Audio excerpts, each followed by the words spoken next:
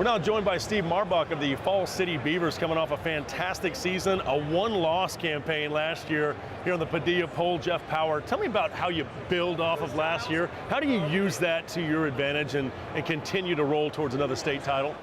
Well, anytime you make the playoffs and get to play extra games, that's also extra practice for all your younger guys, as they run the scout team. Our kids this year are excited about trying to carry on that tradition.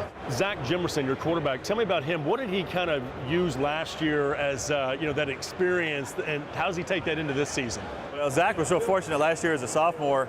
He was actually our number 3 quarterback last year behind 2 seniors, but there were a lot of games where we were ahead, pretty comfortably by halftime, and he got to play the second half of a lot of varsity and even some playoff games last year. So he's got some good varsity experience. Tall kid, great arm, great throwing ability, and he runs better than he looks like he runs too. So yeah, he's going to be a good one. And his twin brother is one of our receivers, and so they've got a great connection, and we've got a great offensive line in front of them protecting. So. And William Stoll, is it Stoll? Stoley, yes, sir. Tell me about him, because he's kind of one of your anchors on that offensive line. Yeah, William is, he's one of our senior leaders. He's, big, tall, strong young man, hard worker, really intelligent. He's probably going to move to center for us because our center has to make all of our calls and kind of be the quarterback of the offensive line. So William will take over that role, and yeah, he's everything you want out of a senior. He gets the young kids up in the weight room, and he knows everything he needs to know. So he's a good one. So 14-1 last year, 1A Division II. What was it like, first of all, going over to Jerry World?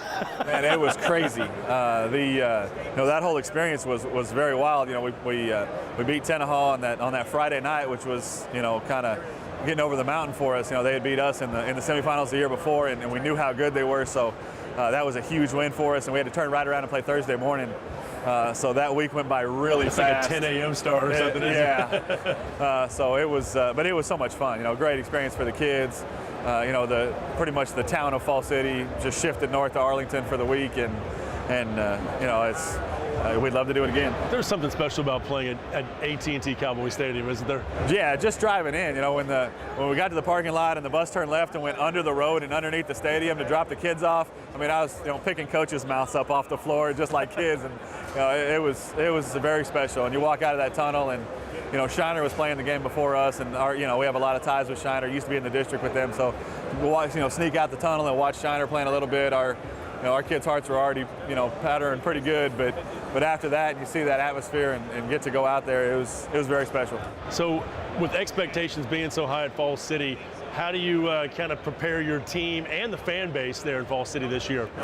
Well, we're after graduating that huge class and talented kids that we did, it's awesome that the expectations are what they always are. We're going to try to win the state championship. We got a lot of young guys who are going to have to step up and fill great roles, and we got tough new teams coming into our district in Kennedy and Yorktown. There's no guarantees of anything, and our kids are really hungry to prove that they can still play at that level. Very good. Steve Marbach, do appreciate it. Awesome. Falls City Beavers, they're trying to head back to the state championship again this year.